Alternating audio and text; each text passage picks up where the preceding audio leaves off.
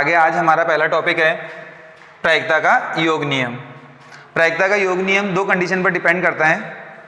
पहली आपको दे रखी है परस्पर अपवर्जी घटनाएं और परस्पर अपवर्जी घटनाएं न हों।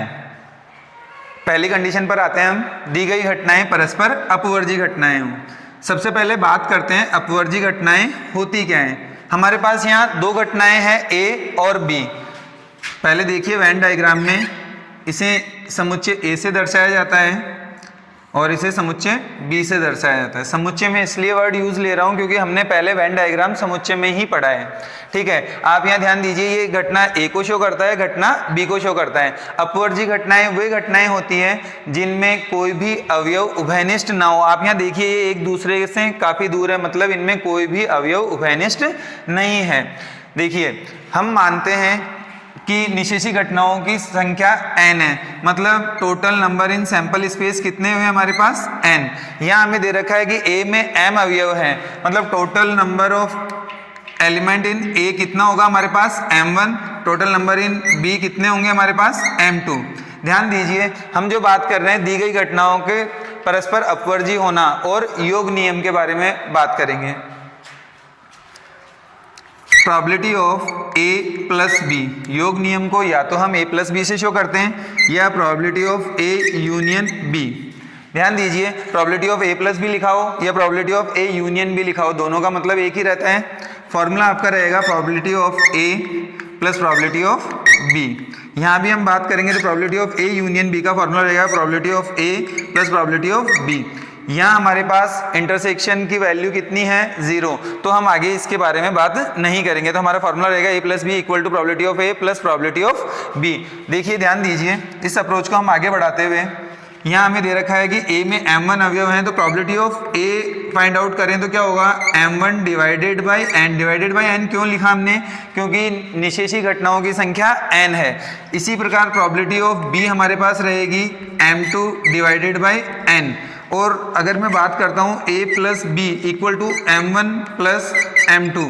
ध्यान दीजिए अगर मैं इसके LHS की बात करता हूँ probability of a plus B क्या रहेगा हमारे पास m1 प्लस m2। ये कुल अनुकूल परिणाम है, डिवाइड में आएंगे कुल संभव परिणाम। हमारे पास संभव परिणाम कितने हैं n, तो डिवाइड में हो जाएगा n।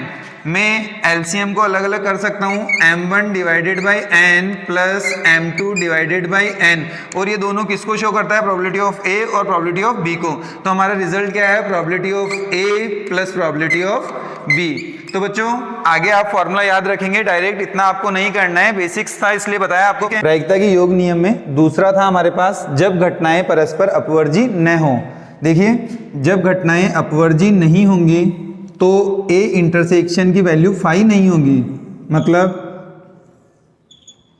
ये ए घटना को डिनोट कर रहा है, ये बी को, और ये जो पार्ट है ये ए इंटरसेक्शन बी को दर्शाता है। ध्यान दीजिए ए में m1 अवयव माने हमने, बी में m2 अवयव माने और ए इंटरसेक्शन बी में m3 अवयव हमने माने, और हमारे पास कुल घटनाएं n है। तो हम बात कर रहे थे योग नियम की। योग नियम में चाहे a प्लस बी लिखें चाहे probability of A union B लिखिए। यूनियन का मतलब ही ये होता है जोड़ना, ठीक है। Probability of A plus probability of B minus probability of A intersection B, same इसमें रहेगा probability of A plus probability of B minus probability of A intersection B. ध्यान दीजिए मैं इसको लेकर चलता हूँ, ए प्लस बी में कुल अवयवों की संख्या कितनी होगी a प्लस बी में। a प्लस बी कौन सा होगा साहब, ये और ये पूरा ही a प्लस बी को दर्शाएगा। मैं एक बार रब करके बताता हूँ आपको, ये जो कंडीशन होगी ये a प्लस बी की होगी, a यूनियन बी की ये कंडीशन होगी। तो a यूनियन बी में कौन कौन होंगे, a के समस्त अवयव, b के समस्त अवयव, लेकिन ये जो एरिया है ये इसमें दो बार आ गया। एक बार जब मैं a को यूज लूंगा तो ये काम आ रहा है, एक बार जब मैं b को यूज लूंगा तो ये एरिया वापस काम आ रहा है। मतलब क्या हुआ, मैंने total number of a plus B equal to total number of a plus total number of element in b minus total number in a intersection b। क्या होगा, ए इंटरसेक्शन बी में जितने भी अवयव हैं उन्हें हमें घटाना होगा, कारण वो बार बार रिपीट हो रहा है, 2 बार रिपीट हुआ है। ध्यान दीजिए, एन ए की वैल्यू m1 है हमारे पास, एन बी की वैल्यू m2 है और इसकी वैल्यू m3 है। ध्यान दें, ये किसकी वैल्यू आई, a प्लस बी की वैल्यू आई, एन ए प्लस बी की वैल्यू आई। अगर मैं बात करता हूँ probability of a plus B कितना होगा, कुल अनुकूल परिणाम total number in a plus B divided by total number in s, s sample space को शो कर रहा है। ध्यान दें, a प्लस बी में क्या होगा, m1 plus m2 minus m3 divided by n। इसे मैं m1 divided by n plus m2 divided by n minus m3 divided by n लिख सकता हूँ। m1 डिवाइडेड बाई n किसको शो करता है, अभी हमने पिछले जो पहला पॉइंट था जब घटनाएं परस्पर अपवर्जी हो उसमें बात की थी। प्रोबेबिलिटी ऑफ a को दर्शाता है m1 divided by n plus m2 divided by n probability of b को दर्शाता है minus m3 divided by n किसको दर्शाता है, probability of a intersection b को दर्शाता है। मतलब क्या हुआ, probability of a plus B equal to P A plus P B minus P A intersection b, यह आपका होगा योग नियम। कब, जब घटनाएं परस्पर अपवर्जी न हो। नेक्स्ट टॉपिक है हमारे पास प्रायिकता का गुणन नियम, काफ़ी इंपॉर्टेंट है। देखिए, प्रायिकता गुणन नियम में क्या होता है, 2 घटनाएं जब a और b एक साथ घटित होती हैं, मतलब आपको बोला गया कि एक थैले में 5 लाल और 3 काली गेंदें हैं, उसमें से आपको बोलते हैं कि 2 गेंदें निकाली जाती है परस्पर बिना प्रतिस्थापन के। जैसे आपको लाल बॉल के लिए कहा तो पहली बॉल आपने निकाल के बाहर रख दी, उसके बाद में जब दूसरी गेंद निकालोगे तो पहली का इफेक्ट उस दूसरी पर पड़ता है, और जब 2 घटनाएं एक साथ घटित होती हैं तो उसमें क्या लगता है, गुणन नियम लगता है। जैसे आपको बोला कि ताश के 52 पत्तों में से 2 पत्ते निकाले जाते हैं, तो 2 पत्ते जब एक साथ निकाले जा रहे हैं मतलब 2 घटनाएं अगर एक साथ 2 या 2 से अधिक घटनाएं एक साथ घटित होती है और उनमें रिपीटेशन नहीं होता है तो गुणन नियम लगता है। ध्यान दें, अभी हमारे पास ए और बी घटनाएं हैं, दोनों एक साथ घटित होने की प्रायिकता किस पर डिपेंड करती है, ए की प्रायिकता जो घटना पहले घटित हो चुकी है, और जो घटना बाद में घटित होगी कौन सी, बी, उसकी सह प्रतिबंध प्रायिकता के गुणन के बराबर होती है। कैसे, probability of A dot B, गुणन को हम ए डॉट बी से भी दर्शाते हैं, probability of A intersection B से भी दर्शाते हैं। देखिए होता क्या है, आपको क्या बताया कि पहली जो घटना घटित हो रही है ए की, प्रोबेबिलिटी ऑफ ए तथा बी की सह प्रतिबंध प्रायिकता के गुणन के बराबर होता है। सह प्रतिबंध प्रायिकता क्या हो जाएगी कि बी घटना घटित हो रही है, लेकिन कब, जब ए घटना घटित हो चुकी है।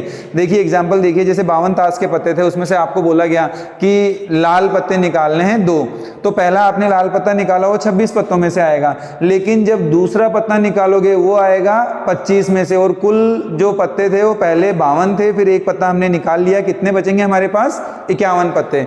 तो दूसरा जो पत्ता आ रहा है उस पर किसका प्रभाव पड़ रहा है, पहला निकाले गए पत्ते का प्रभाव पड़ रहा है, प्रोबेबिलिटी ऑफ ए का प्रभाव पड़ रहा है। तो ये आपका क्या रहेगा, गुणन नियम, probability of A dot probability of B by A. ठीक है, हमने पुराने वीडियो में स्वतंत्र घटनाओं के बारे में पढ़ा था।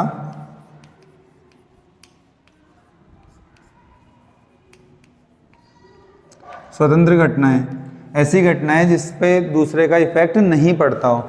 देखिए इसको हमने डिफाइन किया था, probability of A intersection B equal to probability of A dot probability of B. इसी पर एक एग्जांपल ले लेते हैं। यदि ए व बी घटनाएं स्वतंत्र हो तो सिद्ध कीजिए कि ए का बार व बी का बार भी स्वतंत्र घटनाएं होंगी। क्या दिया है, ए और बी स्वतंत्र घटनाएं हैं। देखिए हमें दिया है ए व बी स्वतंत्र घटनाएं हैं। अतः क्या कंडीशन होगी, probability of A intersection B equal to P A dot P B. हमें सिद्ध करना है कि ए का बार व बी का बार भी स्वतंत्र घटनाएं हैं। मतलब क्या हुआ, प्रोबेबिलिटी ऑफ ए का बार इंटरसेक्शन बी का बार। कल हमने इनके बारे में चर्चा की थी जब हमें बीजगणित पढ़ा था हमने, ठीक है। प्रोबेबिलिटी ऑफ ए का बार इंटरसेक्शन बी का बार हम कैसे दर्शा सकते हैं, probability of A union B का होल बार। समुच्चय सिद्धांत में हमने पहले पढ़ा है। और होल बार को हम कैसे लिखते हैं, 1 minus probability of A union B. देखिए ए यूनियन बी का अभी हमने फॉर्मूला बनाया था, 1 minus P A plus P B minus P A intersection B. ध्यान दें, ए इंटरसेक्शन बी की वैल्यू हमारे पास गिवन है पहले से, probability of A dot probability of B. 1 minus P A minus P B, और ये माइनस हो जाएगा प्लस, और इसकी वैल्यू क्या आएगी हमारे पास, P A dot P B given है ये हमें। यहां से हमने वैल्यू ली P A dot P B. देखिए मैं इधर ले लेता हूं आगे से, 1 minus probability of A minus, देखिए इन दोनों में से मैंने प्रोबेबिलिटी ऑफ बी कॉमन लिया माइनस का, क्या बचेगा 1 माइनस प्रोबेबिलिटी ऑफ ए। ध्यान दें यहां मैं ले लेता हूं, चूंकि 1 minus probability of A equal to probability of A का बार, ये तो आपको पता ही है। 1 माइनस प्रोबेबिलिटी ऑफ ए को लिख देता हूं प्रोबेबिलिटी ऑफ ए का bar minus probability of B dot probability of A का बार। ध्यान दें, प्रोबेबिलिटी ऑफ ए का bar minus probability of B probability of A का बार, इसमें से कुछ उभयनिष्ठ आ रहा है। प्रोबेबिलिटी ऑफ ए का बार उभयनिष्ठ आया, यहां क्या बचेगा 1 माइनस प्रोबेबिलिटी ऑफ बी। फिर से इसी अप्रोच की बात करते हैं, 1 minus probability of A equal to होता है प्रोबेबिलिटी ऑफ ए का बार। अतः 1 माइनस प्रोबेबिलिटी ऑफ बी क्या होगा, probability of A bar dot probability of B bar. यहां से हमारे पास क्या निष्कर्ष आया, प्रोबेबिलिटी ऑफ ए का बार इंटरसेक्शन बी का बार इक्वल टू आया प्रोबेबिलिटी ऑफ ए का bar dot probability of B का बार। यहां हम कह सकते हैं कि यदि ए व बी स्वतंत्र घटनाएं हैं तो ए का बार व बी का बार भी स्वतंत्र घटनाएं होंगी। एक बार वापस देखें, ए और बी हमें स्वतंत्र घटनाएं दी है। अगर ए और बी स्वतंत्र घटनाएं हैं तो probability of A intersection B क्या होगा, probability of A dot probability of B.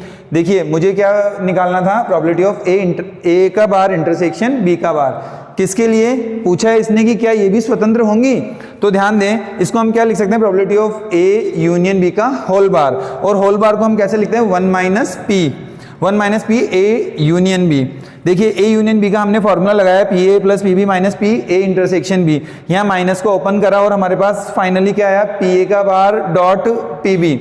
और हमें यही सिद्ध करना था। अतः हम कह सकते हैं ए का बार व बी का बार भी स्वतंत्र होंगी जब कभी ए व बी स्वतंत्र घटनाएं हैं। अगला एग्जाम्पल योग नियम पर लेते हैं। 52 पत्तों की ताश की गड्डी में से एक पत्ता खींचा जाता है या निकाला जाता है तो उसके राजा या ईंट के होने की क्या प्रायिकता है। देखिए सबसे पहले आपको जब क्वेश्चन को हल करेंगे तो हमें उसमें जो जो आपको टोटल एलिमेंट्स है उसके बारे में, जो अनुकूल स्थितियां हैं, निशेषी घटनाएं, उन सब के बारे में बताना होगा। तो यहाँ देखिए कुल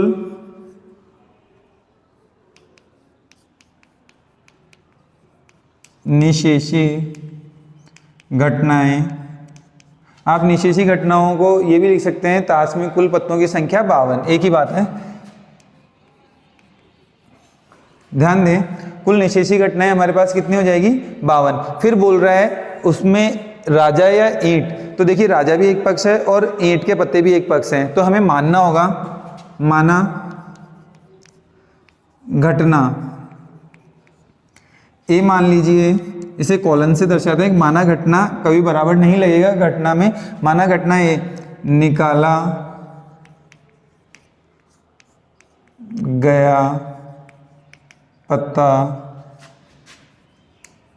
राजा है। बी होगा निकाला गया पत्ता ईंट का है। देखिए घटना हमें बतानी अति आवश्यक है। अब देखें कि राजा जो है अपने ताश में राजा पत्ते कितने होते हैं और ईंट के पत्ते कितने होते हैं, ये भी हमें बताना होगा। तो लिखिए ताश में राजा पत्तों की संख्या कितनी होगी। इसको हम ऐसे लिख सकते हैं, total number of element in A. कितने हैं राजा हमारे पास, 4। ध्यान दीजिए ताश में ईंट के पत्तों की संख्या, देखिए भैया ईंट के पत्ते कितने होते हैं हमारे पास, 13। कल हमने इस बारे में बात की थी इससे पहले वाले वीडियो में कि हमारे पास 52 पत्ते होते हैं, जिसमें से लाल कलर के और काले कलर के 26 होते हैं। उसके बाद में उसके 4 सूट बनते हैं, हुकुम का, चिड़ी का, ईंट का और लाल पान का। सभी में 13-13 पत्ते होते हैं। फिर हमने उसके आगे के बारे में भी चर्चा की थी। तो देखिए हमारे पास कितने पत्ते होंगे, 13। यहाँ ध्यान देते हैं, क्या राजा ईंट में भी होता है? तो राजा 4 पत्ते होते हैं, एक हुकुम का होता है, एक ईंट का होता है, एक चिड़ी का होता है, एक लाल पान का होता है। तो यहाँ ध्यान दें, देखिए हमारे पास प्रोबेबिलिटी निकालते हैं हम, निकाला गया पत्ता राजा या ईंट है। तो प्रोबेबिलिटी निकाला गया पत्ता राजा या ईंट है। ध्यान दें पहले वीडियो में हमने चर्चा की थी या कब यूज लेते हैं, अथवा कब यूज लेते हैं, तथा कब यूज लेते हैं और कब यूज लेते हैं। मैं वापस रिपीट कर देता हूं, या अथवा किसको दर्शाते हैं, यूनियन को, और तथा इंटरसेक्शन को दर्शाते हैं। तो यहाँ किसका प्रयोग हो रहा है, या का। मतलब क्या होगा, probability of A union B. और हमने अभी इसको डिफाइन किया था, probability of A plus probability of B minus probability of A intersection B. ध्यान दें प्रोबेबिलिटी ऑफ ए कैसे मिलेगी हमें, मैं इधर कर देता हूँ। प्रोबेबिलिटी ऑफ ए को हम लिखेंगे total number in A divided by S, total number in sample space. ये total number of element in A है। इसी प्रकार N B divided by N S minus N A intersection B divided by N S. ध्यान दीजिए इन सबको हम पहले define कर चुके हैं, एक के बारे में लिख दिया है। ए में कितने अवयव हैं साहब, 4। तो टोटल हो जाएंगे 4 और डिवाइड में एन एस, मतलब टोटल कितने अवयव है हमारे पास, 52। ताश में 52 पत्ते होते हैं। एन बी, बी क्या था हमारे पास, ईंट। तो ईंट, ताश में ईंटों की संख्या कितनी होती है, 13 बटा 52 माइनस, क्या ऐसा है एक का भी मतलब राजा भी हो और किंग भी हो और ईंट का भी हो, डायमंड का भी हो। तो एक ऐसा पत्ता होता है जो ईंट का भी होगा और राजा भी होगा। मतलब अनुकूल स्थितियां 1 और संभव 52। सिंपल सा ले लेते हैं, एलसीएम हमने लिया 52, 4 + 13 - 1। देखिए 4 + 13 - 1 टोटल कितना हो जाएगा, 16 डिवाइडेड बाय 52। किसी से कट रहा है क्या, 2 से कटा 8 और 26। 8 डिवाइडेड बाय 26 क्या और कट सकता है, 4/13। 4 से भी काट सकते थे, 4 चौक 16 और 13 चौक 52। तो हमारे निकाला गया पत्ता राजा या ईंट के होने की प्रायिकता कितनी आई, 4/13। ठीक है, आपको समझ में आया होगा। अगर आपको ताश के बारे में नहीं पता है कि उसमें 52 पत्ते होते हैं, राजा कितने हैं, ईंट कितनी है, तो आप क्या करेंगे, इससे पहले वाले वीडियो पर जाइए, वहाँ मैंने ताश के बारे में सब कुछ बता रखा है। नेक्स्ट इंपॉर्टेंट टॉपिक हमारे संपूर्ण प्रायिकता नियम या संपूर्ण प्रायिकता की प्रमेय। देखिए हमने इससे पहले अभी पढ़ी थी गुणन नियम, प्रायिकता का गुणन नियम। प्रोबेबिलिटी को आगे तक सॉल्व करने के लिए सबसे इम्पॉर्टेंट दो ही चीज़ें हैं, गुणन नियम और संपूर्ण प्रायिकता नियम, क्योंकि आगे तक जितने भी फॉर्मूले हम अप्लाई करेंगे उन सब में काम आता है। तो संपूर्ण प्रायिकता नियम और गुणन नियम में बच्चे सबसे ज़्यादा कंफ्यूज रहते हैं कब तो गुणन नियम लगेगा और कब संपूर्ण प्रायिकता का नियम लगेगा। ध्यान दें, गुणन नियम और संपूर्ण प्रायिकता नियम के लिए हम सिंपल से एग्जाम्पल ले लेते हैं, उसके बाद में बात करते हैं कि ये कब लग रहा है और उसके बाद में होता कैसे है, वो ध्यान देंगे। देखिए अगर आपको दिया गया है कि 52 पत्तों की ताश में से या ताश की गड्डी में से 2 पत्ते निकाले जाते हैं, उनका लाल होने की प्रायिकता ज्ञात कीजिए। ध्यान दें, ये अभी हमने सॉल्व किया भी था, उसमें हमने गुणन नियम का प्रयोग किया था। लेकिन यदि मैं आपको ये बोलता हूँ कि प्रथम लाल तथा द्वितीय काला पत्ता है, तो ध्यान देना इसमें क्या और कंडीशन बन सकती है। प्रथम जो आपने पत्ता निकाला वो लाल है और जब द्वितीय हम पत्ता निकाल रहे हैं वो कैसा है, काला है, तो पहले प्रोबेबिलिटी ऑफ रेड आएगा फिर प्रोबेबिलिटी ऑफ ब्लैक आएगा। ध्यान दें, इसमें हमारे पास इसके अतिरिक्त कोई ऑप्शन नहीं है, मतलब क्या होगा, गुणन नियम का प्रयोग होगा। लेकिन अगर मैं आपको ऐसा बोलता कि निकाला गया पत्ता या निकाले गए 2 पत्ते लाल तथा काले हैं या एक लाल तथा एक काला है, मतलब क्या होगा, आपको क्रम नहीं दिया गया है। मतलब आप क्या कह सकते हैं कि साहब प्रथम मैंने लाल निकाला फिर मैंने काला निकाला, लेकिन कोई गारंटी थोड़ी कि आपने प्रथम लाल ही पत्ता निकाला हो सकता है आपने पहले काला पत्ता निकाला और उसके बाद में लाल पत्ता निकाला। मतलब क्या होगा, यहाँ संपूर्ण प्रायिकता नियम लगेगी। तो आपको समझ में आया होगा संपूर्ण प्रायिकता नियम लगाने के लिए क्या कंडीशन होगी कि हमारे पास 2 या 2 से अधिक घटनाएं होंगी और उन घटनाओं में उनके लिए रिपीटेशन होगा। रिपीटेशन कैसे, अभी यहाँ निकाली रेड और ब्लैक फिक्स कंडीशन थी, यहाँ रिपीटेशन कैसे हुआ कि साहब हो सकता है प्रथम लाल आया हो सकता है प्रथम काला आया हो। इसी प्रकार हमारे पास मान लो एक थैला है जिसमें 5 रेड बॉल्स हैं और 4 ब्लैक बॉल्स हैं, 5 रेड बॉल्स हैं और 4 ब्लैक बॉल्स हैं। मैंने आपको कहा कि 2 गेंदें निकालनी हैं जिसमें प्रथम लाल होगी तथा द्वितीय काली होगी, तो इसमें आपको कोई कंडीशन नहीं लगानी होगी, सिंपल सा है भैया, पहली लाल होगी और दूसरी काली होगी, गुणन नियम का प्रयोग करना है। लेकिन यदि मैं इसमें आपको कहता हूँ कि 2 गेंदें निकालनी है, केवल यही कहा गया आपको 2 गेंदें निकालनी है, तो क्या कंडीशन हो सकती है, पहले लाल भी आ सकती है और दूसरी भी लाल आ सकती है। लेकिन या की कंडीशन लग रही है और या किस में जाता है, योग नियम में। क्या कंडीशन लगेगी, हो सकता है प्रथम निकाली गई गेंद लाल हो और द्वितीय काली गेंद हो। फिर से एक कंडीशन और आती है, या जरूरी थोड़ी है भैया पहले रेड ही आएगी, हो सकता है प्रथम बॉल ब्लैक हो और द्वितीय रेड बॉल हो। और एक कंडीशन और हो सकती है, साथ में विचार कीजिए, लाल लाल फिर लाल काली काली लाल। एक कंडीशन और रह गई कि हो सकता है दोनों ही गेंदें काले रंग की हो, तो यहाँ क्या होगा, या की कंडीशन। हाँ, आप इससे भी ध्यान दे सकते हैं कि या की कंडीशन अगर प्रयोग होती है तो कौन सा लगता है, संपूर्ण प्रायिकता का नियम, अन्यथा गुणन नियम का प्रयोग किया जाता है। देखिए अगला एग्जाम्पल हमारे पास, ताश के 52 पत्तों में से 2 पत्ते निकाले जाते हैं, निकाले गए पत्तों का लाल होने की क्या प्रायिकता है। ये एग्जाम्पल आपके बोर्ड एग्जाम में आ चुका है, कई बार पूछा जा चुका है और आने वाले बोर्ड एग्जाम्स के लिए भी बहुत इंपॉर्टेंट है। मैंने कल बात की थी आपसे कि प्रायिकता में एक नंबर का और 2 3 नंबर के प्रश्न आते हैं। 1 नंबर की दृष्टि से बहुत महत्वपूर्ण प्रश्न है। देखिए ताश के 52 पत्तों में, मतलब हमें कुल निशेषी घटनाएं दे रखी है 52, कुल निशेषी घटनाएं 52। बात चल रही है पत्तों का लाल होना। यहाँ कंफ्यूजन क्या रहती है, बहुत सिंपल सा क्वेश्चन है, लेकिन हमने जब ताश खेली है तो हम क्या करते थे, लाल किसे बोलते थे, लाल पान को। तो बच्चे क्या गलती करते हैं, 26 की जगह 13 मान लेते हैं। ये लाल कलर है ना कि लाल पान है, ठीक है।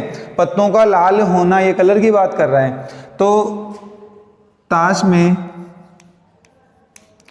लाल पत्तों की संख्या कितनी होगी, 26। भाई 52 में 2 हो गए ना, काले और लाल 26। माना घटना R1, R1 किसे मान रहे हैं हम? प्रथम निकाला गया पत्ता लाल है। R2 द्वितीय निकाला गया पत्ता लाल है। देखिए एक चीज़ ध्यान दीजिए, प्रायिकता में एक अप्रोच रहती है, अगर आपको बोला जाए प्रतिस्थापन के साथ पुनः रखते हुए तो आपको प्रश्न में प्रतिस्थापन करना है। यदि आपको कुछ भी नहीं बोल रहा है तो कौन सी कंडीशन लगेगी? बिना प्रतिस्थापन के। और यदि वो बोल देता है पुनः वापस नहीं रखना है या बिना प्रतिस्थापन के साथ निकाले जाते हैं तो लगेगी बिना प्रतिस्थापन के, ठीक है, विदाउट रिप्लेसमेंट की कंडीशन जो है। तो अभी जो हमारा प्रश्न है इसमें ना तो उसने ये बोला है कि रिप्लेसमेंट करना है और ना ही ये बोला है कि विदाउट रिप्लेसमेंट है, तो हम कौन सी कंडीशन मानेंगे कि ये विदाउट रिप्लेसमेंट का है, बिना प्रतिस्थापन के किया गया कार्य है।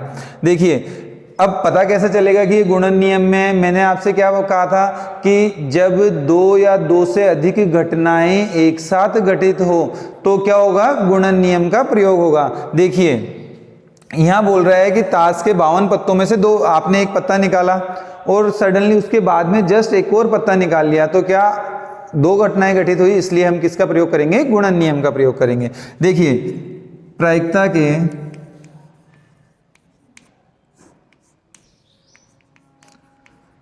गुणन नियम से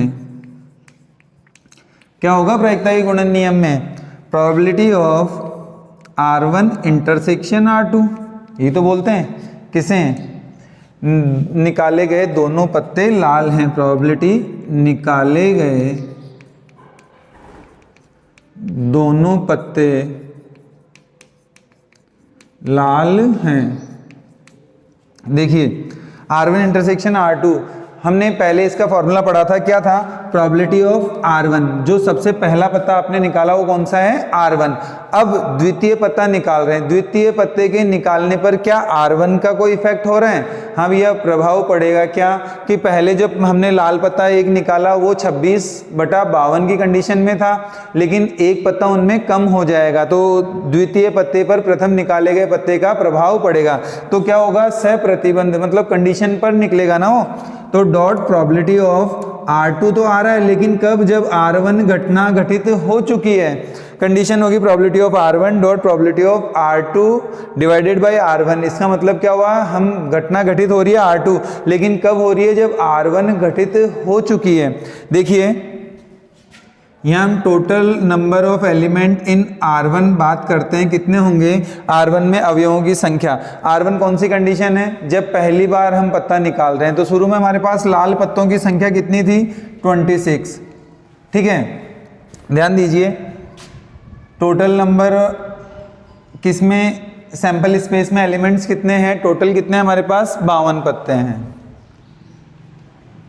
आगे बात आती है बिना प्रतिस्थापन के, विदाउट रिप्लेसमेंट, तो कंडीशन क्या होगी? Probability of R1 intersection R2 equal to probability of R1 प्रथम निकाला गया पत्ता लाल है। टोटल पत्ते कितने हैं हमारे पास? लाल 26, और कुल संभव घटनाएं कितनी हैं? 52। फिर डॉट मतलब गुणन हो रहा है, गुणन नियम का प्रयोग किया है। R1 तो घटित हो चुकी है, तो लाल पत्तों में से एक पत्ता बाहर आ चुका, कितने बचेंगे? पहले 26 से एक पत्ता कम कर दीजिए, टोटल कितने बचेंगे हमारे पास? 25 पत्ते। और 52 में से भी तो एक कम होगा, कितना हुआ? 51। इसको आप काट दीजिए, 26 1/2 गुणा 25/51, 25/102। फाइनली हमारा आंसर क्या होगा? 25 डिवाइडेड बाई 102। ये आपका आंसर रहेगा किसका?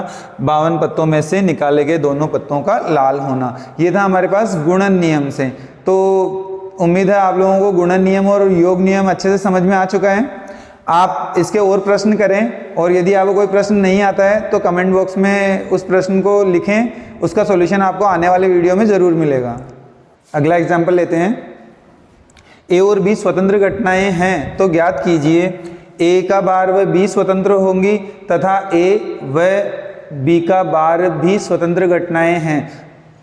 आरबीएससी बोर्ड में 2 बार पूछा गया है इस प्रश्न को, और 3 नंबर का प्रश्न है। विशेष ध्यान से देखें और आने वाले एग्जाम्स में भी आपके लिए काफ़ी इंपॉर्टेंट है। तो ए और बी स्वतंत्र घटनाएं हैं, हमें दिया है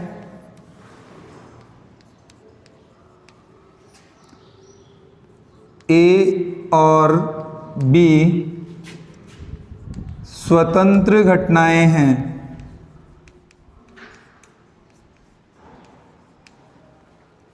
अतः A intersection B, probability of A intersection B equal to probability of A dot probability of B.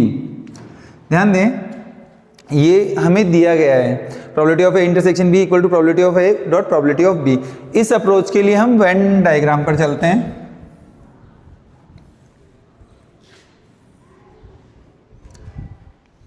ये ए घटना है और ये बी घटना है। विशेष ध्यान से देखें, इसमें एक आगे आपके लिए इंपॉर्टेंट है ए अलोन, उसकी भी कंडीशन आएगी। इसको मैं थोड़ा सा शो करता हूं। ए इंटरसेक्शन बी से ये ए है और ये बी है। ध्यान दें, जो ये पार्ट रब किया गया है, जहां आपको शेडो दिख रहा है, ये किसको डिनोट करता है? इसको हम काफ़ी तरीके से लिख सकते हैं। मैं a माइनस बी भी लिख सकता हूँ, कई से a minus A intersection B भी लिखते हैं कि a जो है उसमें से a इंटरसेक्शन b को हटा दिया गया है, या a में से b को ही हटा दिया गया, दोनों ही कंडीशन एक ही है। लेकिन मैं इसे और क्या लिख सकता हूँ, देखिए इसे मैं लिख सकता हूँ a इंटरसेक्शन b का बार। कैसे? b का बार का मतलब क्या हुआ? b नहीं, ये b है और b नहीं कौन सा होगा? जो b के अतिरिक्त भाग है वो b नहीं में आएगा। और ये जो है ये a इतना जो है ये भी तो b नहीं में है, मतलब a इंटरसेक्शन b का बार ये इसे दर्शाएगा। और इधर जो ये ब्लैंक है इसको मैं डायरेक्ट लिख रहा हूं, ये क्या होगा? b इंटरसेक्शन a का बार। ये जो शेडो करा है ये ए अलोन को भी दर्शाता है, अकेले ए को भी दर्शाता है। देखिए प्रश्न पर आते हैं। यहां से वेन डायग्राम से स्पष्ट है कि ए इंटरसेक्शन बी तथा ए इंटरसेक्शन बी का बार परस्पर अपवर्जी घटनाएं हैं। कैसे? कि साहब इसमें और इसमें कुछ भी उभयनिष्ठ नहीं है। इसी अप्रोच पर मैं ऐसे लिख सकता हूं, मुझे क्या चाहिए? देखिए ए का बार व बी, ए का बार चाहिए। ए का बार कौन सी कंडीशन में आ रहा है? इसमें, मतलब हम बी की बात करते हैं, जो बी अवयव है या बी समुच्चय है वो कैसे मिल सकता है हमें? ए इंटरसेक्शन बी और बी इंटरसेक्शन ए का बार। अगर मैं इन दोनों का यूनियन कर दूं तो मुझे ये बी पूरा का पूरा मिल जाएगा, और ये दोनों घटनाएं परस्पर अपवर्जी घटनाएं हैं। तो समुच्चय सिद्धांत से मैं इसे लिख सकता हूं, B equal to A intersection B union क्या आएगा? ए का बार इंटरसेक्शन बी। ध्यान दें, ये दोनों घटनाएं परस्पर अपवर्जी घटनाएं थी, इन दोनों का यूनियन करता हूं तो क्या आ जाएगा? मुझे 20 पूरा पूरा प्राप्त हो रहा है। और प्रायिकता के योग नियम से क्या होगा? Probability of B equal to probability of A intersection B क्या हो जाएगा? प्लस प्रोबेबिलिटी ऑफ ए का बार इंटरसेक्शन बी।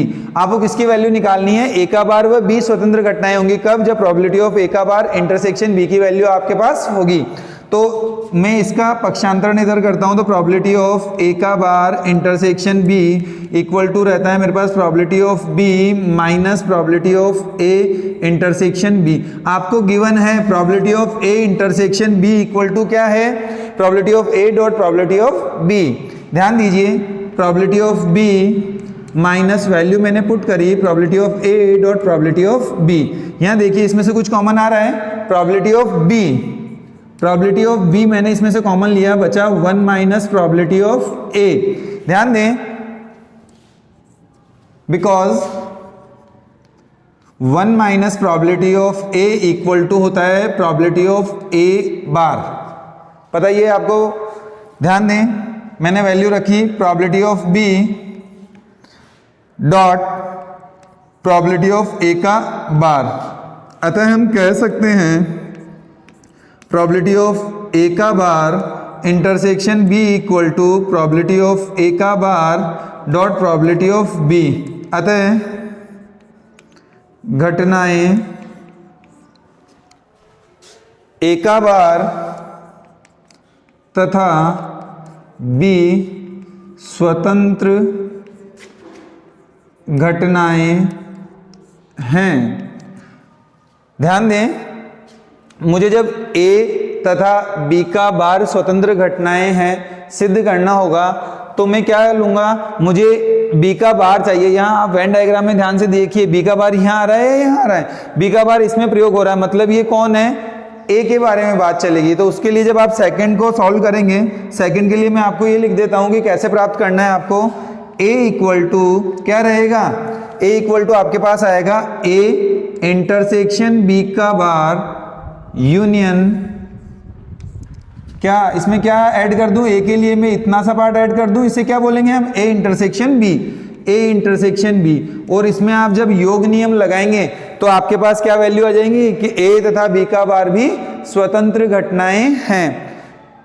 ये मैं आपके लिए छोड़ दे रहा हूं, जब आप इसे समझे अच्छे से उसके बाद में इसको हल करने का प्रयास करें। यदि हल हो जाता तो ठीक है, अगर आपको कोई प्रॉब्लम आती है तो कमेंट बॉक्स में जरूर लिखें।